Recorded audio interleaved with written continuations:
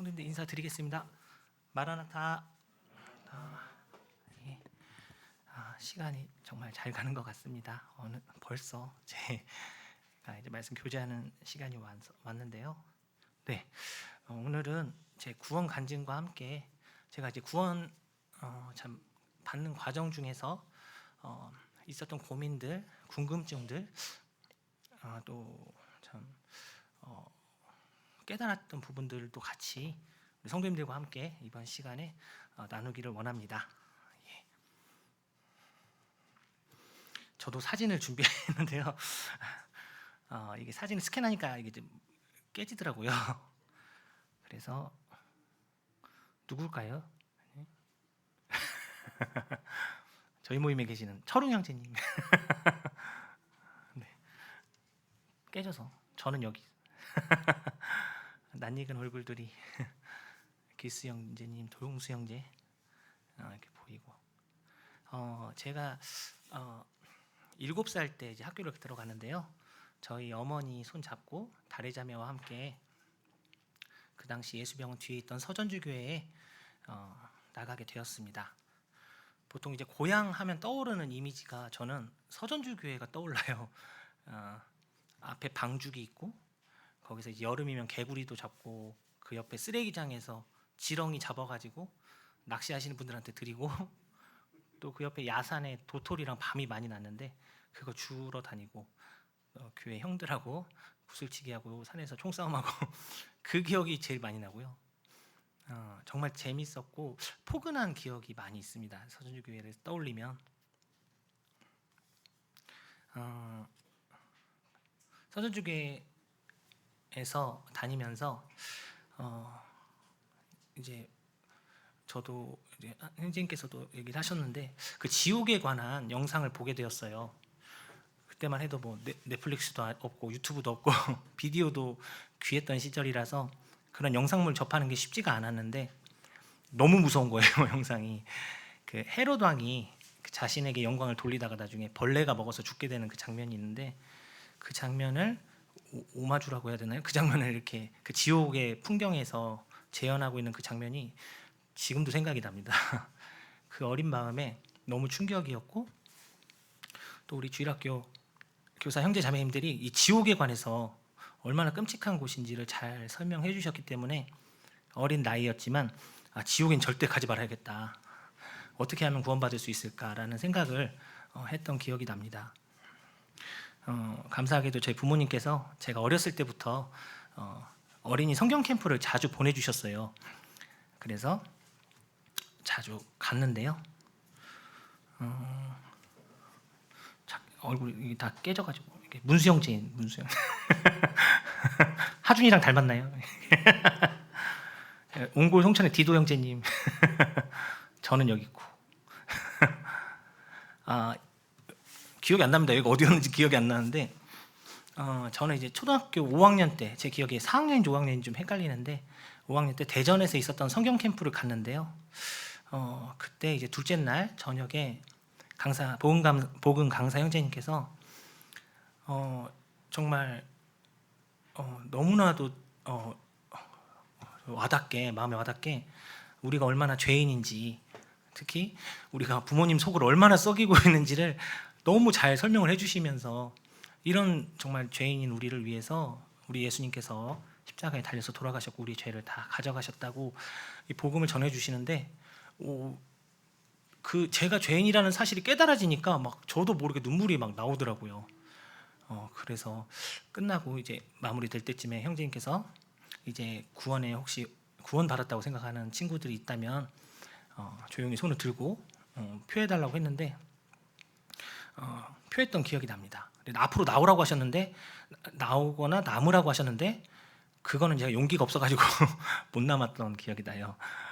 그리고 이제 들어가면서 숙소로 돌아가면서 계속 천장을 보면서 우리 하나님께 예수님께 감사하다고 저를 구원해 주셔서 정말 감사하다고 계속 혼잣말로 이렇게 기도하면서 돌아갔던 기억이 납니다. 그렇게 구원을 이제 받게 되니까 성경 말씀이 보고 싶더라고요.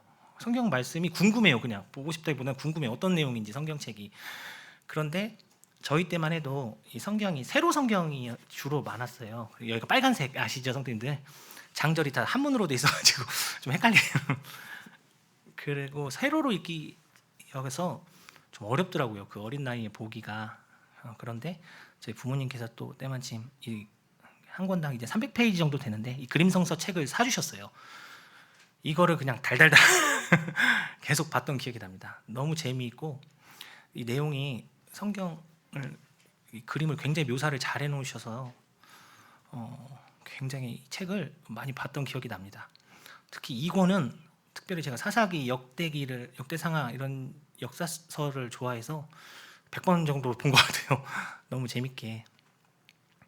덕분에 이제 강단에서 말씀을 전해주시거나 할 때 예를 들어 나답과 아비후가 그 잘못된 불을 써서 죽는 장면이 하면은 말씀을 해주시면은 이 성경 그림 책이 먼저 떠올라요.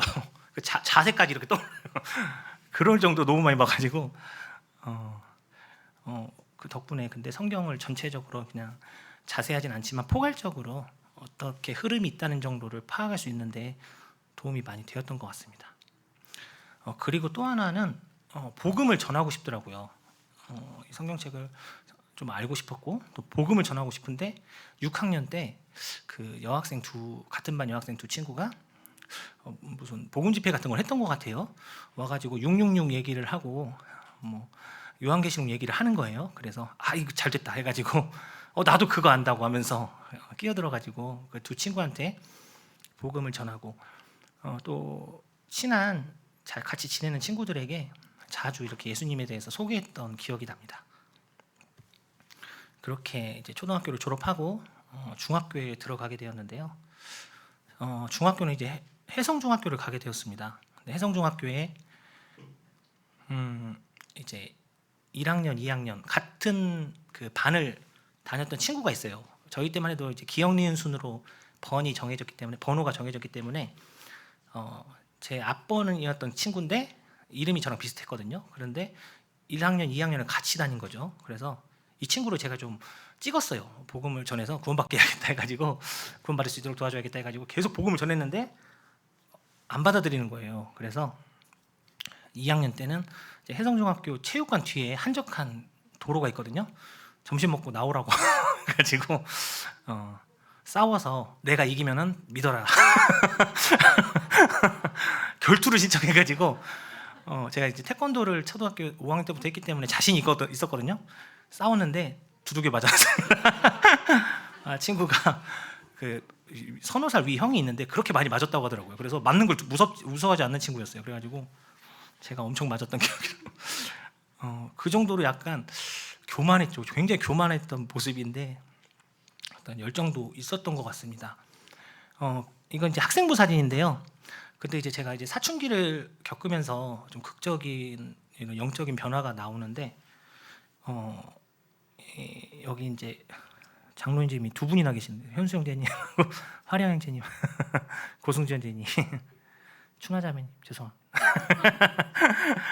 일부러 제가 학생부 사진이 거의 없어요. 몇 장 없는 사진 중에 하나를 이제 가져왔는데 사춘기가 오면서 누군지 말을 안 하겠지만 여기는 형제 한 명하고 같이 예배 시간만 끝나면 농구공을 들고 전주고로 가가지고 말씀도 안 듣고 밥도 안 먹고 학생부 끝날 때까지 농구를 하고 왔어요. 어머니께는 엄청 혼났죠. 근데 처음에는 죄책감도 들고 좀 죄송한 마음이 있었는데 한 주, 두 주 계속 반복되다 보니까 그런 생각도 안 들더라고요. 그러면서 이제 나중에는 어느 정도까지 가게 됐냐면 이제 교회를 나가는 게 싫다. 이렇게 게임하고 또 친구랑 오락실도 가고 그랬는데 이런 자유를 침해받는 느낌이 들어가지고 굉장히 영적으로 좀 피폐한 그런 모습을 보이게 되었습니다. 그렇게 중학교를 졸업하고 이제 고등학교로 이제 동안고등학교를 가게 되었는데요. 몇 차례 이 부분에 대해서는 간증을 드렸는데 주님께서 이제 저에게 시련을 주셨어요. 저를 깨닫게 하시려고 고등학교 2학년 때 저를 굉장히 괴롭히는 친구를 한 명 만나게 됐습니다. 이 친구가 중학교 때 소위 왕따라는 거를 당해서 굉장히 힘들게 중학교를 졸업한 친구인데, 그래서 결심을 했대요. 내가 한 명을 찍어서 걔는 무조건 잡아야겠다. 하필 저를 찍은 거예요, 그 친구가. 그래가지고 저는 그 친구랑 어울리기 싫은데 계속 저를 귀찮게 하고 괴롭히는 거예요. 그래서 싸워도 보고, 여기 체육관 뒤에 또 한적한 또 도로가 있어요. 이 체육관 뒤에 싸우고 별의별 행동을 다 해봤는데 그 친구가 저를 포기를 안 하더라고요. 계속 저를 괴롭히고 너무 힘들어가지고 하나님께 기도했습니다. 제가 그림 성경을 제가 많이 봤다고 했잖아요. 다윗왕의 그 장면이 자꾸 떠오르는 거예요. 다윗왕이 압살롬에게 쫓기고 또 사울왕에게 쫓기고, 그런 와중에도 계속해서 우리 하나님을 의지했던 하면서 기도하는 장면들이 떠오르는 거예요. 그냥 자연스럽게 내가 어쩌면 그런 상황에 내가 지금 처했는지도 모르겠다. 내가 하나님을 두려워하지 않고 부모님께 불순종하고 참 구원 받았다고 하면서 전혀 그런 모습을 보이지 않았던 거에 대해서 하나님께서 나를 다윗왕과 같이 시련을 주시는 게 아닌가 하는 생각이 들더라고요. 그래서 고등학교 2학년 때 이제 제가 하필이면 또 문과반이어가지고 10개 반 중에 문과반이 2개 반밖에 없었는데, 3학년 때 이제 50% 확률로 이 친구랑 이제 헤어지게 해달라고 밤새 기도를 드렸어요. 이제 반 발표하기 하루 이틀 전에 이 친구랑 제발 헤어지게 해주십시오. 좀 잘 다니겠습니다. 교회 잘 다닐게요. 그런데 아시다시피 같은 말이 또 됐습니다.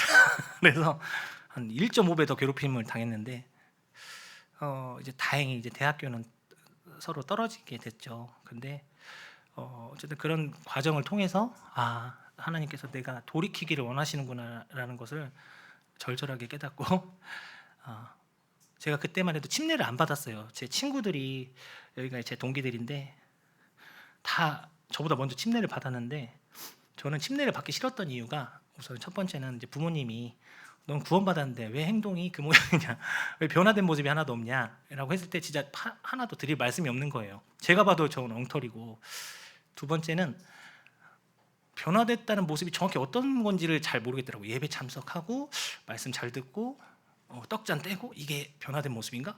어떤 게 변화된 모습이지? 이런 거에 대한 궁금증이 있었는데 어쨌든 침례를 불순종했던 것은 침례를 받으면 이제 그때부터는 정말 주님께 구별된 삶을 살아야 된다는 그런 생각이 있어서 그러기 싫었거든요. 그래서 침례는 최대한 늦게 받아야겠다 해가지고 미뤘던 건데, 이렇게 주님께서 저를 치시고 시련을 주시니까 회복이 되니까 제일 먼저 침례부터 순종해야겠다, 그 생각부터 들더라고요. 그래서 그때 학생 캠프 때 참석을 해서 또 이제 허윤우 형제님께서 구원의 확신에 대해서 주제를 가지고 또 말씀을 전해주셔서 더 한번 그 확신하는 시간을 갖고 침례에 순종하게 되었습니다.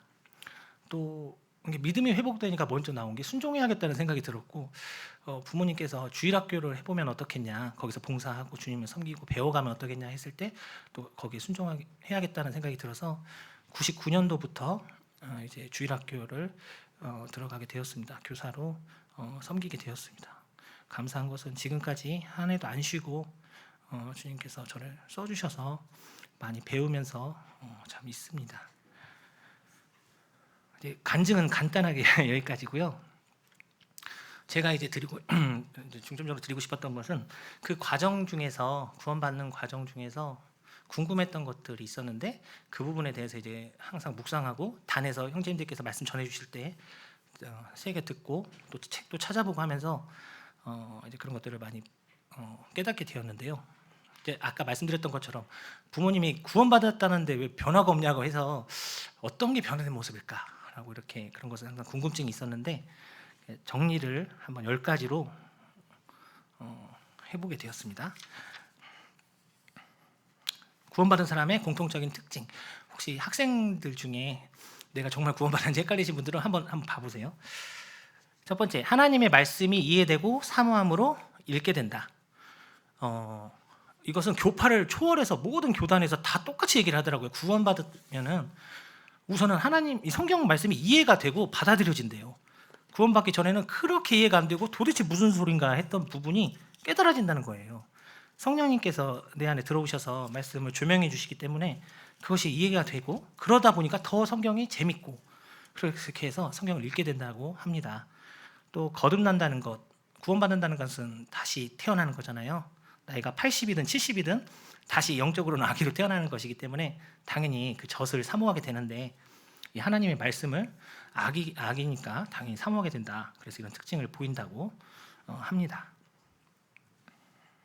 두 번째, 교회 가기를 좋아하고 성도들과 어울리고 싶어진다.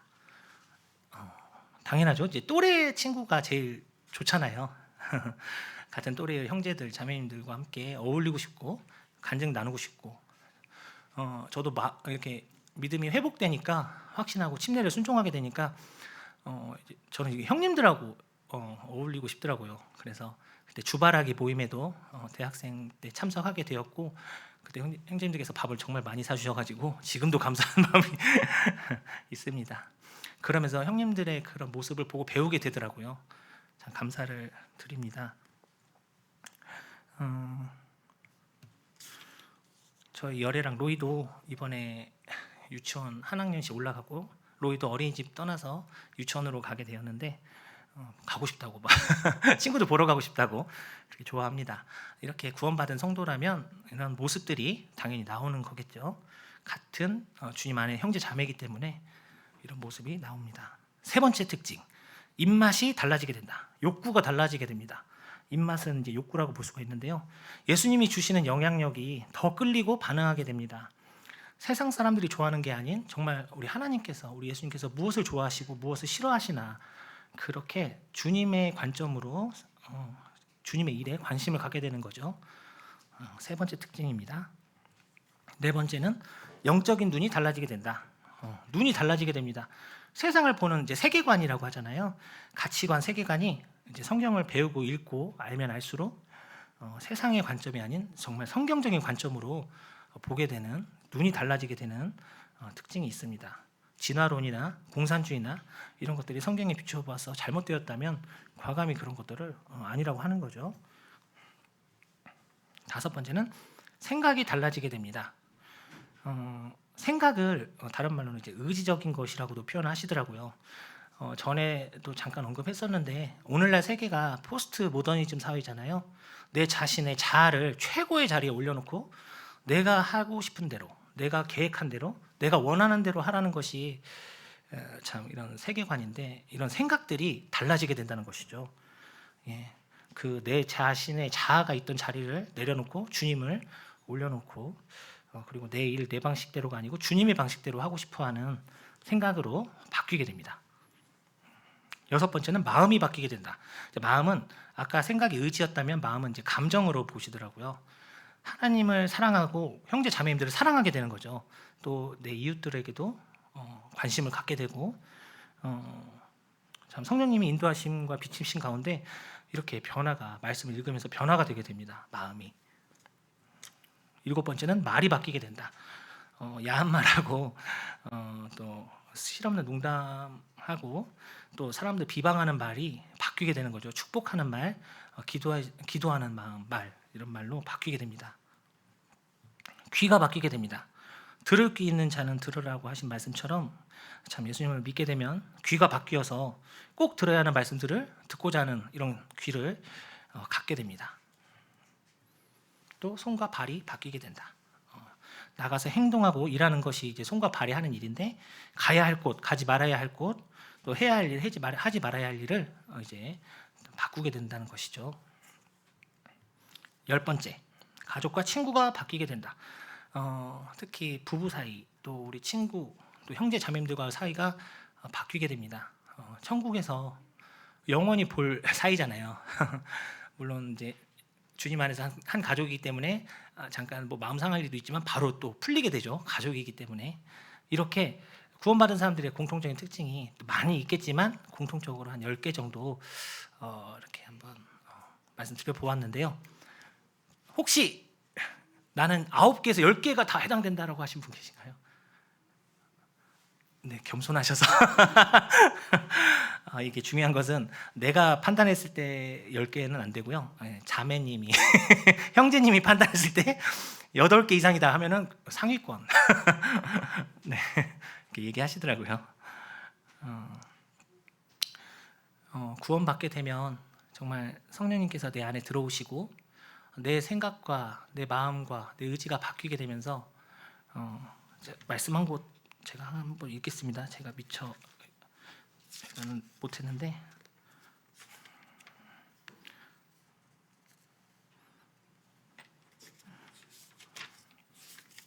에베소서 2장 8절에서 10절인데 제가 읽겠습니다. 굉장히 유명한 말씀이죠. 너희는 그 은혜에 의하여 믿음으로 말미암아 구원을 받았으니 이것은 너희에게서 난 것이 아니요 하나님의 선물이라. 행위에서 난 것이 아니니 이는 누구든지 자랑하지 못하게 함이라. 우리는 10절입니다. 우리는 그가 만드신 바라 그리스도 예수 안에서 선한 일을 위하여 지으심을 받은 자니 이 일은 하나님이 전에 예비하사 우리로 그 가운데서 행하게 하려 하심이라. 구원받은 사람에게는 하나님께서 정하신 선한 일이 있는데 바로 이러한 특징들을 보이는 것이 아닌가 하는 생각이 되었습니다. 제가 이렇게 이제 특징을 얘기했고요. 또 하나 저의 궁금증은 그렇다면 왜 변화가 안 될까? 왜 구원받았는데 내 행동의 변화가 없었을까? 이 부분에 대해서도 고민이었거든요. 그 부분도 참 고민하고 있었는데 이제 강단 말씀과 또 여러 가지 말씀들을 보면서 특히 히브리서 말씀을 보면서 좀 한 3가지 정도로 또 정리를 해보았습니다. 구원받았다고 하였으나 변화가 없는 이유 3가지. 가장 무서운 이유입니다. 가장 심각한 이유이죠. 구원받았다고 말은 했는데 사실은 구원받지 못한 경우입니다. 가장 심각하고 잘못된 경우에 해당이 된다고 하겠습니다. 2번째입니다. 복음과 믿음이 결부되지 않은 경우. 바로 제가 여기에 해당됐었다고 생각이 됩니다. 제가 읽어보겠습니다. 히브리서 2장 1절 2절인데요. 그러므로 우리는 두려워할지니 그의 안식에 들어갈 약속이 남아있을지라도 너희 중에는 혹 이르지 못할 자가 있을까 함이라. 그들과 같이 우리도 복음 전함을 받은 자이나 들은 바 그 말씀이 그들에게 유익하지 못한 것은 듣는 자가 믿음과 결부시키지 아니함이라. 사도 바울은 이 부분에서 히브리서에서 출애굽 당시에 이스라엘을 많이 언급을 합니다. 이집트를 탈출해서 출애굽한 이스라엘, 말 그대로 이제 하나님의 은혜로 어린 양의 피를 믿음으로 그 이집트의 속박에서 구원을 받았습니다. 그래서 이제 하나님께서 약속하신 축복을 누려야 할 곳은 가나안이었습니다. 가나안 땅에 가서 축복을 누려야 되는데 다들 아시다시피 그 세대는 40년 동안 가나안 땅에 들어가지 못하고 광야길을 돌다가 모두 거기서 죽게 됩니다. 복음이 그들에게 선포가 됐는데 그 믿음이 복음하고 함께 결합이 되지 못한 거예요. 구원을 받았음에도 불구하고 40년 내내 불평불만만 하다가 원망만 하다가 결국에는 모두가 그 세대는 전부가 시체로 광야에서 쓰러졌습니다. 여호수아와 갈렙을 제외한 그 세대 모두가 그렇게 변한 거죠. 그들의 바로 이 복음이 믿었던 복음이 믿음과 결부되지 않은 경우로 보시더라고요. 그 토마스 플러라는 분인데 17세기 설교자입니다. 온 인류는 세 부류, 곧 뜻을 품는 자, 노력하는 자, 성취하는 자로 나뉜다. 이렇게 얘기를 하셨더라고요. 워렌 위어스비 박사는 이 세 분을 여기 이제 대입을 시키시더라고요. 데라가 누구죠? 예, 아브라함의 아버지죠. 데라와 롯과 아브라함과 사라는 같이 이제 우르에서 나오는데 데라는 뜻을 품는 자였을지는 모르나 그 뜻을 약속의 땅에 가서도 펼치지는 못했다. 그래서 데라가 이제 뜻을 품는 자에 해당이 된다고 하고, 참 롯은 어느 시점까지는 노력을 하는 자였으나 끝까지 믿음으로 걸을 수가 없었기 때문에 결국 비참하게 실패하고 말았다. 그리고 마지막 성취하는 자, 아브라함은 또 사라는 하나님께서 약속하신 바를 이루어 주실 것을 믿었기 때문에 성취할 수 있었다. 이 복음과 믿음이 결부된 사람, 그 사람들은 성취를 하게 되는데 그 사람이 바로 아브라함이다. 이렇게 얘기를 하시더라고요. 믿음의 조상인 아브라함에게서는 배울 게 정말 많습니다. 성도님들도 너무 잘 아시죠? 아브라함의 역사를 잠깐 보면 75세에 나오게 되죠. 그래서 하란에서 이제 데라가 죽고 가나안 땅으로 떠날 때가 75세였고요. 또 그를 이끌어 이제 15장 5, 6절은 제가 한번 읽어보겠습니다. 그를 이끌고 밖으로 나가 이르시되 하늘을 우러러 셀 수 있나 보라. 또 그에게 이르시되 내 자손이 이와 같으리라. 아브라함이 여호와를 믿으니 여호와께서 이를 그의 의로 여기시고. 아브라함이 구원받은 순간을 묘사한 장으로 말씀이 되고 있는 곳인데요. 아브라함은 하나님께 참 완전한 사람은 아니었지만 믿음으로 구원을 받았고 믿음으로 살았고 그의 순종은 그에게 믿음이 있다는 증거를 보여주었습니다. 계속해서 하나님의 약속을 의지해서 그 약속에 순종합니다.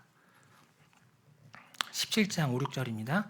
이제후로는 내 이름을 아브라함이라 하지 아니하고 아브라함이라 하리니 이는 내가 너를 여러 민족의 아버지가 되게 함이라. 내가 너로 심히 번성하게 하리니 내가 내게서 민족들이 나게 하며 왕들이 내게로부터 나오리라. 창세기 17장 5, 6절. 75세에 나와서 하란에서 이제 가나안 땅으로 들어와서 99세까지 하나님께서 번성하게 해주시다고 하셨는데 자식이 없었잖아요. 얼마나 참 힘들었을까, 고통스러웠을까. 하지만 계속해서 하나님의 말씀을 의지하고 인내하고 기다리고 말씀에 순종합니다. 아브라함과 사라는 하나님께서 약속하신 바를 이루어 주실 것을 믿었습니다. 두 사람은 인생과 장래를 하나님께 맡겼고 하나님이 명하시는 대로 순종했으며 하나님이 자신들을 위해 계획하신 모든 일들을 받아들였습니다. 복음과 믿음이 결부되었다는 것은 바로 이런 것을 보여준다고 생각합니다. 시련이 제가 고등학교 때 겪었던 시련이 어떤 면에서 이 부분을 도와주었다고 생각이 돼요. 정말 살아계신 하나님을 의지하게 되고 찾게 되고 깨닫게 되었던 게 아닌가 생각이 됩니다. 전에 사회 때 얘기를 한번 드렸는데 병곤 형제님이랑 저랑 저기 삼천동 도서관에서 같이 공부를 한 적이 있는데 그때 형제님께서 교제를 하다가 자신은 내 믿음의 어떤 성장과 확신을 위해서 주님이 시련을 주셨으면 좋겠다 얘기를 하시더라고요. 성경 공부를 같이 하는데 그래서 저는 절대 저는 싫다고 이제 저는 빼주세요. 이렇게 농담이지만 진심을 담아서 얘기를 했었습니다. 후에 형제님이 굉장히 똑똑하시고 스마트하시고 기억력도 좋은데 초등 그 교사 임용고시에서 계속 떨어지시는 거예요. 저는 그래서 그게 주님께서 형제님을 더 쓰시려고 이 믿음을 더 성장시키시려고 이런 것을 허락하셨나 하는 생각이 들었습니다. 당시에 주님께서 이 시련을 주시는 것이 참 유혹은 다 피하시잖아요. 잘 우리 성도님들이 구원 간증을 하셨던 성도님들의 형제님들의 간증을 들어보면 유혹은 다 잘 피하시는데 시련은 다 찾아오시더라고요. 취업이 되었든 결혼이 되었든 학교 문제가 되었든 학업이 되었든 어떤 방식으로 다 다른 방식으로 그 시련이 찾아왔고 결국에는 그것이 그 약속에 대해서 순종함으로 특히 요한 형제님께서 현대자동차 최종 면접까지 가셨다가 그 안타까운 사건이 있었는데 그거에 대해서 실망하지 않고 바로 순종했다는 부분에서 참 이 시련이 이 믿음을 성장시키고 이 복음과 믿음이 결부되도록 도와주는구나라는 생각을 해보게 되었습니다. 세 번째입니다. 구원받았다고 하였으나 변화가 없는 이 아주 세 가지. 세 번째 잘 아실 겁니다. 교만입니다. 제가 참 교만했던 것 같아요. 뭐 아무것도 모르면서 그 중학교 때 그 친구를 구원받게 하겠다고 내가 뭔데 하나님께서 하실 일인데 싸움을 걸고 이 교만은 주님 안에서 구원받았음에도 불구하고 주님 안에서 자신을 낮추지 않기 때문에 이 교만은 변화를 억누르게 됩니다. 스스로 자꾸 다른 성도들과 비교하고 내가 더 높다고 생각하고 그렇기 때문에 당연하게도 사탄이 틈타게 되고 구원받은 성도로서의 합당한 삶이 나타나지 않습니다. 제 생각에는 학창 시절에 이렇게 교만했나 생각해 보니까 군대도 안 갔고 직장 생활도 안 해봤고 제가 얼마나 패급인가를 깨달을 기회가 없었던 것 같아요. 그런 교만이 참 제 변화를 못하게 했던 게 아닌가 하는 생각을 해봅니다. 이 교만에 대해서 좀 더 드리고 싶은 말씀이 있습니다. 최근에 이제 소그룹에서 형제님들과 이 구원파 문제, 이제 박진영 씨가 이런 걸로 많이 얘기가 이슈가 되고 있잖아요. 또 칼빈주의 장로교 문제를 얘기하면서 이런 부분들 교만에 대해서 생각하면서 이 부분을 생각을 해보게 되는데요. 극과 극은 통한다고 하는데 비슷한 게 있더라고요. 유병헌, 이요한, 박옥수, 구원파 하면 딱 떠오르는 새 파잖아요. 새 곳이잖아요.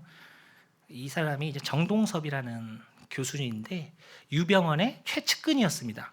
굉장히 똑똑했기 때문에 유병헌의 총애를 받았다고 해요. 유병헌 씨. 그런데 이제 그런 잘못된 것을 깨닫고 나와서 지금은 이제 장로교 목사님이 된 것 같더라고요. 그런데 이분의 이제 말입니다. 비판인데 누군지 아시나요? 디교기라고 하는 선교사님인데요. 이분이 이 세 분에게 복음을 전했더라고요. 이 디교 이 형제님이 우리나라에 찾아왔을 때 이 정동섭 교수가 자기 집에 이제 초청을 해가지고 물어봤답니다. 왜 그 좋은 복음을 듣고 그 말씀을 배웠는데 유병헌, 이요한, 박옥수 이 사람 왜 이렇게 됐습니까? 이 사람들 그랬더니 딱 한마디로 잘라서 말씀하시더래요. 뭐라고 했을까요? 네, 교만. 교만해서 그렇다. 이렇게 얘기를 하셨다고 합니다. 구원파가 얼마나 교만하냐면요. 구원파에서 내가 누군가를 구원할 수 있다. 하나님이 아니고 내가 깨닫게 하면 되니까. 이분이 이렇게 얘기한 걸 들었대요. 유병헌 씨가 아무나 구원받게 하지 말라고. 80년대에 막 구원의 역사가 계속 일어나니까 이러다가 막 어중이 떠중이 다 구원받는다고 하면서 의사, 교수, 연예인들한테 복음 전해라. 하고 산하 제한론이라는 걸 했대요. 아무나 구원받도록 하지 말라고. 이게 얼마나 교만합니까? 얼마나 자만하고 하나님을 대신하려고 하는 거죠. 이걸 똑같이 하는 데가 또 있습니다. 어딘지 아세요? 신천지. 신천지는 참고로 흑수저들을 받지 않습니다. 현재 뭐 14만 4천이 다 찼다고 하면서 장애인분들 또 연세 있으신 분들 흑수저들은 제외. 얼마나 교만하고 얼마나 참 끔찍한지 이런 모습들이 참 보입니다. 이 교만함이 얼마나 이런 것들을 가리는지. 또 이 구원파는 모든 것들을 다 구원으로 풀기 때문에 성경에서 배울 게 얼마나 많아요. 성경에서 배울 수 있는 게 정말 많은데 성화, 성령의 열매, 주님과 함께하는 기쁨, 성경에 나오는 이 많은 유익들 얼마나 많아요. 이번 것들을 모두 구원으로 대체하기 때문에 어떤 면에서 구원은 시작이잖아요. 시작, 성도로서의 삶의 시작인데 그 시작이 전체가 되어버리니까 이 구원파에 속한 사람들은 불행해집니다. 삶이. 우리 형제님께서 장로님께서 그때 간증하셨던 부분이 떠오르더라고요. 구원은 받았는데 삶이 불행한 거예요. 성도로서의 삶이. 그 다음은 장로교입니다. 장로교는 저도 전에도 한번 말씀드렸는데 세 가지 큰 문제가 있습니다. 유아 세례, 저도 받아봤는데요. 유아 세례, 그 다음에 무천년주의, 그 다음에 극단적인 예정론입니다. 근데 이 세 가지는 사실은 정말 문제지만 구원과는 직접적인 구원과는 관계에 있다고 보기는 어렵거든요. 좀 떨어져 있다. 근데 제가 그때 하나를 빼먹었더라고요. 이 칼빈주의는 심각한 문제를 일으키더라고요. 칼빈주의의 5대 강령입니다. 이 칼빈주의 5대 강령은 장로교인들은 모두 이렇게 알고 있고 또 배우고 있고 특히 이제 목회자들이요. 목사들이 배우게 됩니다.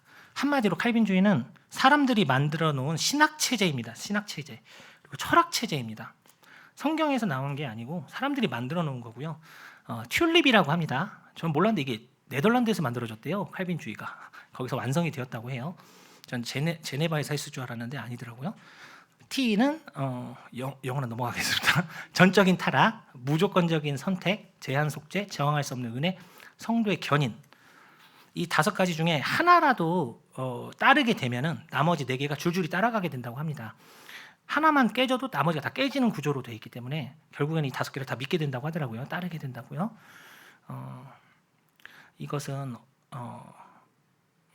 제가 이제 뭐 잘 알지는 못하지만 저 자세하게 말씀드리기도 어렵고 이미 400년이 넘게 이게 문제가 되었고 연구되었던 부분이기 때문에 성님께서 한번 찾아보셨으면 좋겠습니다. 크게 말씀드리면 간단하게 말씀드리면 행위를 강조하게 됩니다. 이 칼빈주의를 따르게 되면 행위를 통한 구원의 행위가 필요하다. 이 구원파를 가장 반대하는 게 이 장로교거든요.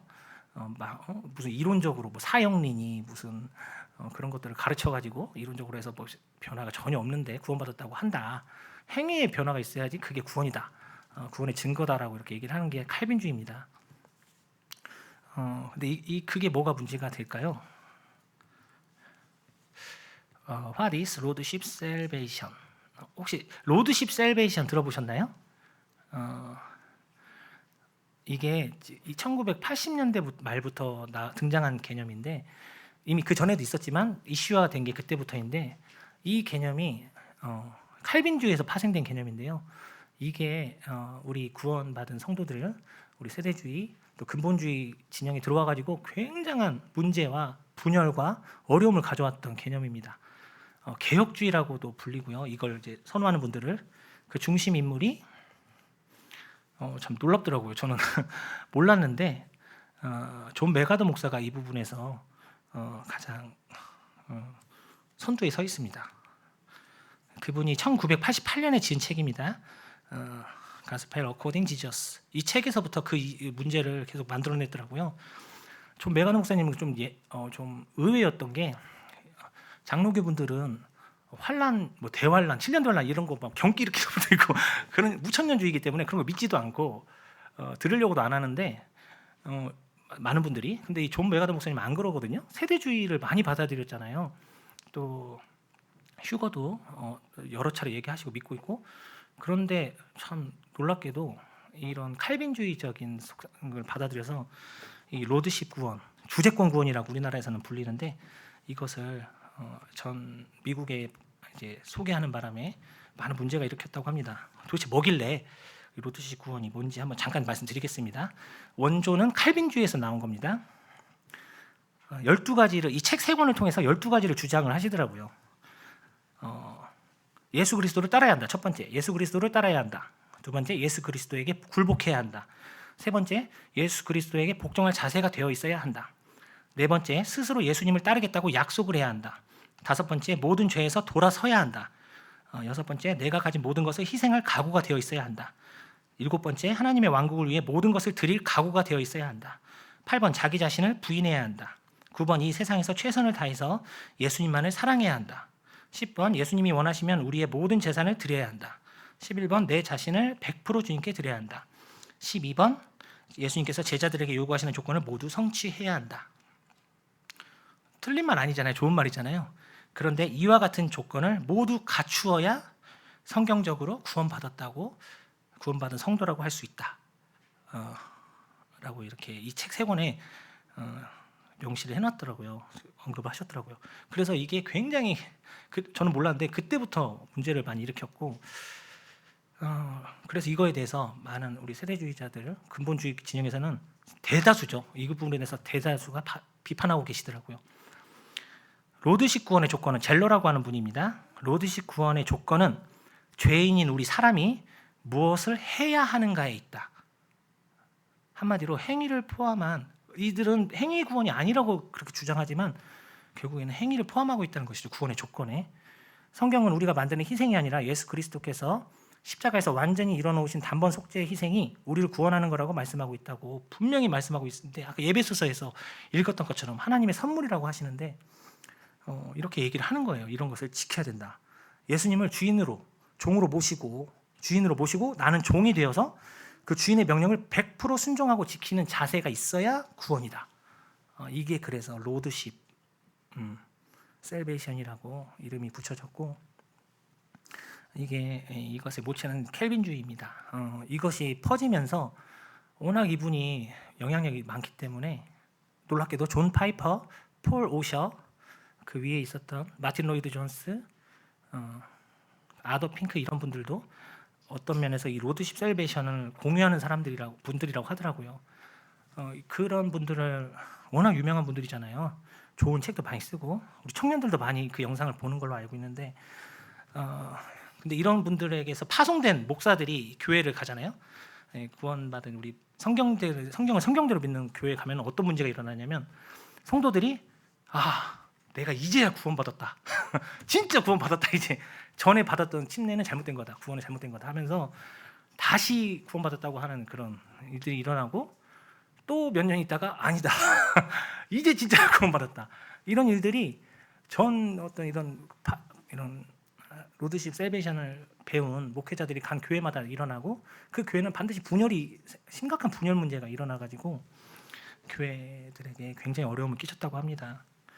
우리가 참 존경하는 분이고 많이 인용하는 분인데 이런 부분에 대해서는 정말 우리가 경각심을 가져야 되지 않나 하는 생각이 되었습니다.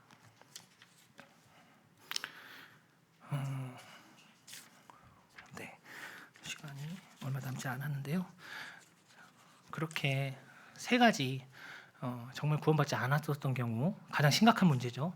두 번째는 복음이 참 믿음과 일치하지 못하는 부분 때문에, 세 번째는 교만 때문에 우리 성도들의 변화가 없다.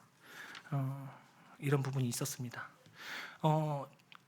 마지막으로 또 하나 제가 고민이었던 거는 말씀드렸다시피 제가 친구들이 먼저 구원받았어요. 5명이었는데 우리 자매님들 빼고요. 형제들만 5명이었는데 저희 교회에 저만 남았습니다.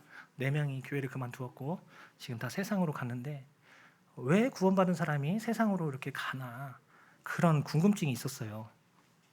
그래서 그 부분에 대해서도 성도님들과 함께 나누고 싶습니다. 이것도 히브리서에 잘 나와 있더라고요.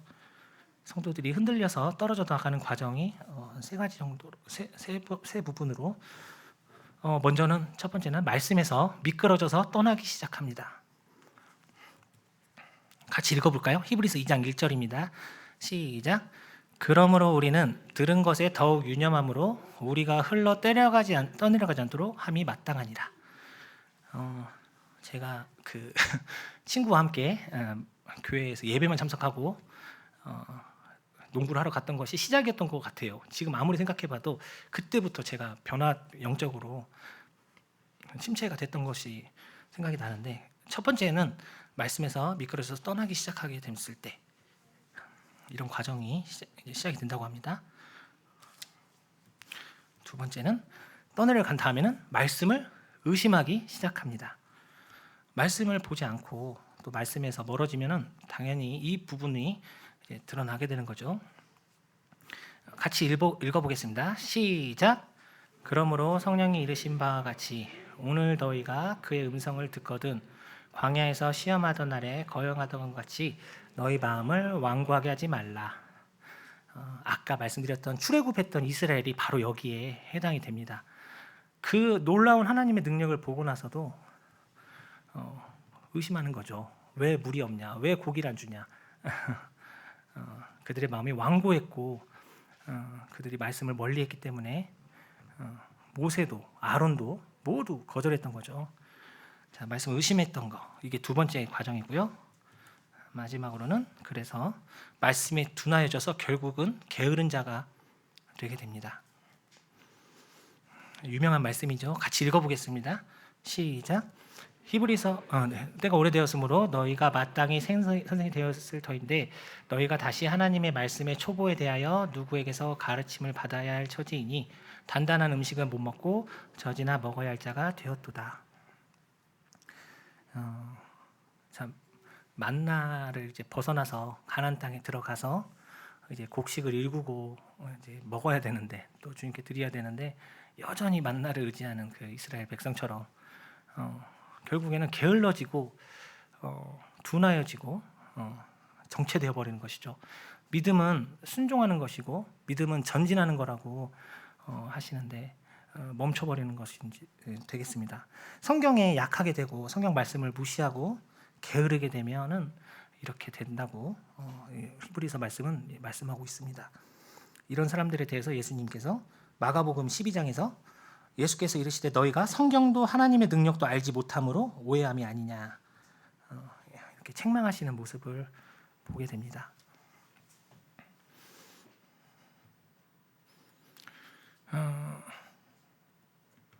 네, 이제 마무리하려고 하는데요. 지금 참 세계 돌아가는 게 참 무서운 것 같습니다. 주님 오실 날이 얼마 남지 않았고 많은 분들이 경제 붕괴를 얘기를 하고 있고 2차 세계대전이 경제 붕괴 이후에 대공황 이후에 왔던 것을 다 알고 계시고 이 러시아 제재가 결국에는 미국과 전 세계에도 영향을 미쳐서 쌍방으로 경제 어려움이 될 것이라고 많은 분들이 경고를 하고 있습니다. 그건데 참 우리 청년들 또 우리 성도님들이 정말 힘드시잖아요. 학업도 취업도 결혼도 뭐 하나 정말 쉬운 게 없고 모든 게 참 어려움으로 다가오는 시기가 오늘날인 것 같은데요. 이럴 때 우리는 어떻게 주님을 이 시기를 주님 오심을 기다려야 될까 생각을 해봤는데 한번 읽어보겠습니다. 위대한 생애는 위대한 약속들로 훈련된다. 아까 아브라함이 하나님께서 뭐 이유를 설명해 주시지도 않았어요. 그냥 말씀하신 거, 약속해 주신 것을 굳게 붙잡고 인내하고 기다리고 25년간 기다려서 75세에 나왔지만 100살에 이삭을 얻잖아요. 그리고 심지어 이삭을 주님께 드리라고 했을 때 이삭이 하나님께서 이삭을 부활시키셔서 다시 주실 걸로 믿고 이삭까지 드리려 했던 그 믿음, 결국 아브라함이 그렇게 위대한 생애를 살 수 있었던 것은 하나님께서 계속적인 약속을 주셨고 그것에 순종했던 것이, 의지했던 것이 그렇게 만들었다고 생각이 됩니다. 오늘날 우리에게는 어떤 약속이 있을까요? 우리 성도님들, 아브라함은 자신의 자손들이 하늘의 별과 같이 된다고 했고 그 가나안 땅에서 살아갈 것이라는 약속이 있었는데 우리에게는 어떤 약속이 있을까요? 제가 한번 읽어보겠습니다. 로마서입니다. 8장. 성령이 친히 우리의 영과 더불어 우리가 하나님의 자녀인 것을 증언하시나니 자녀이면 또한 상속자 곧 하나님의 상속자여 그리스도와 함께한 상속자니 우리가 그와 함께 영광을 받기 위하여 고난도 함께 받아야 할 것이니라.